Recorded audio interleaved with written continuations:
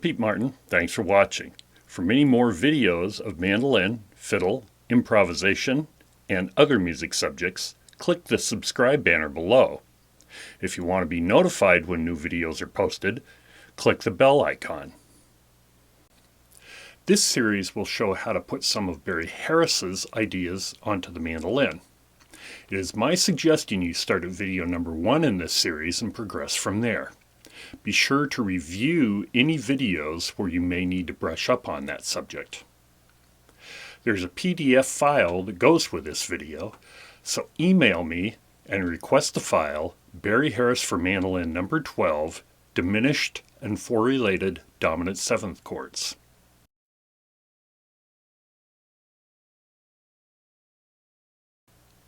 The ideas in this video are some of the most interesting and useful sounds in the Barry Harris system. Students should eventually learn these in all keys and all positions of the mandolin.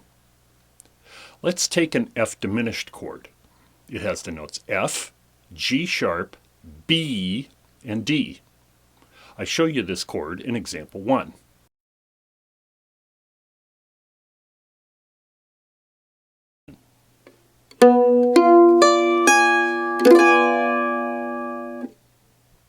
If we lower any one note of the diminished chord, we get a dominant 7th chord.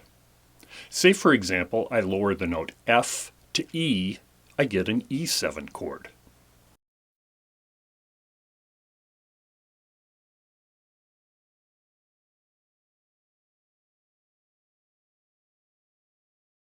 In example 2, I play both these chords.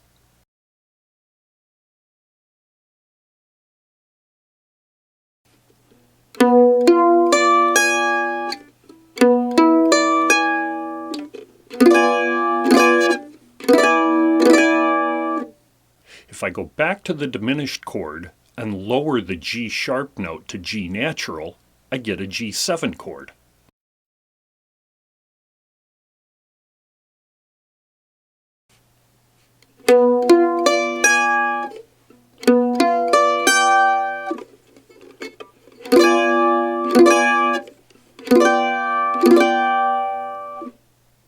If I go back to the diminished chord, lower the B note to B flat, I get a B flat 7 chord. You have to remember that G sharp and A flat are the same notes with 2 different names.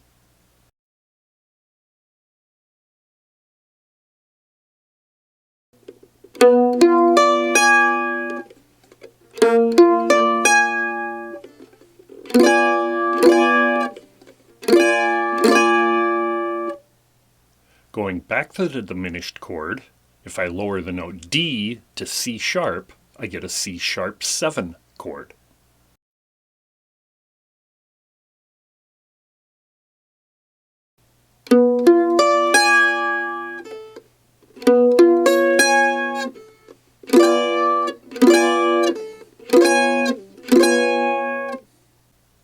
Barry says that these 4 dominant chords are related since they are derived from the same diminished.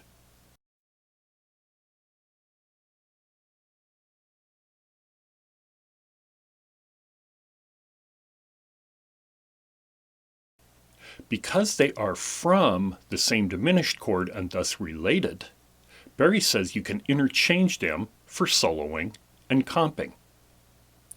Let's look at the scales first of these 4 dominants. Example 6 shows the scales of these related dominants.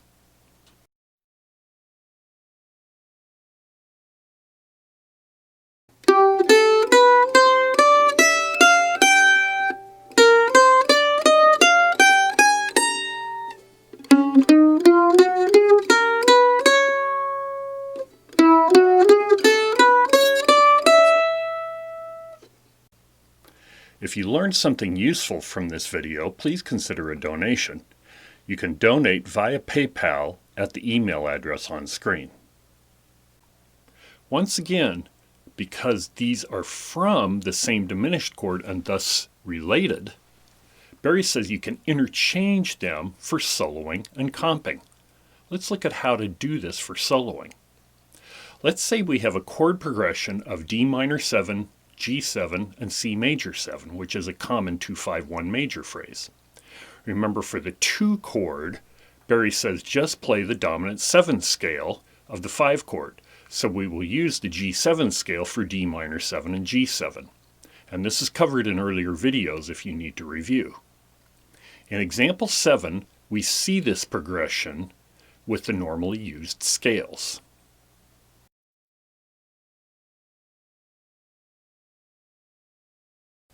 In example 8, I play a line that fits this progression.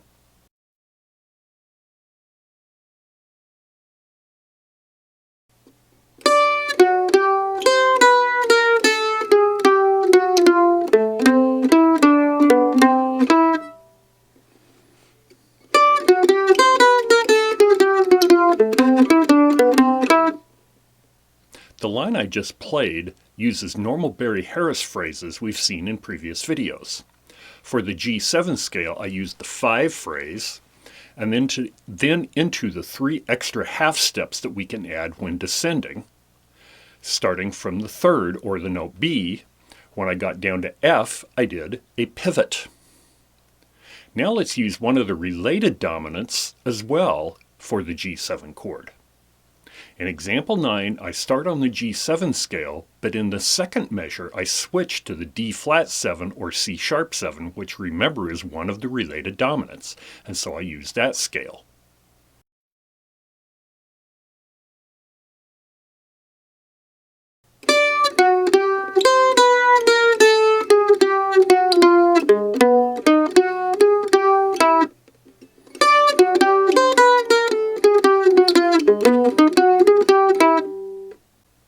The line in example 9 starts the same as example 8. When I get to the F note in the second measure, I jump down to an A flat, and I play a 4-note chord on the D flat dominant scale, then go up to A flat to surround my resolved note to G, the 5th of the C major 7 chord. Notice how this line has a bit of an outside sound, and then comes back inside when I hit the last G note in the last measure. The A flat is the flat 9 of G7, and the E flat is the sharp 5. Both notes are outside the G dominant scale but still sound good in the contexts. These related dominants are great for this outside sound when you want to use that. Now let's use a different related dominant scale as well for the G7. In example 10, I start on B and play up a chord. In the second measure, I come down an E7 arpeggio. Remember, that's one of the related dominants. Then when I get back to the note B, I switch back to the G dominant chord, coming down with the extra half step note to land on E, which is the 3rd of the C major 7.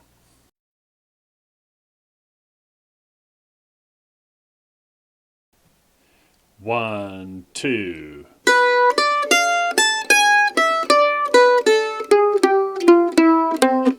One, two.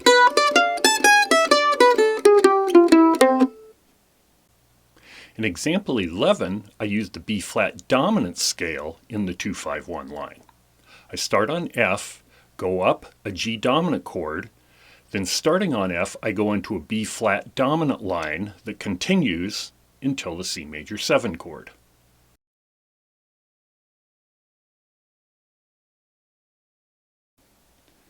Three, four, one.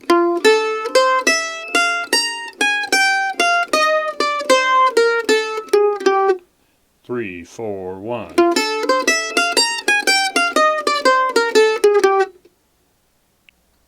I've only played a few examples in this video, but you can hear how using the 4 related dominant scales into each other can add a lot of color and sense of adventure to your improvised lines. I suggest practicing the 4 dominants into each other to discover many other cool sounds. I like to get feedback from folks, so please leave any comments or questions below. Subscribe to my channel and click the bell icon. Visit my website for books, instruction articles, and information on private lessons for fiddle or mandolin in Seattle, Issaquah, or anywhere using Skype or FaceTime. I'm Pete Martin. Thanks for watching.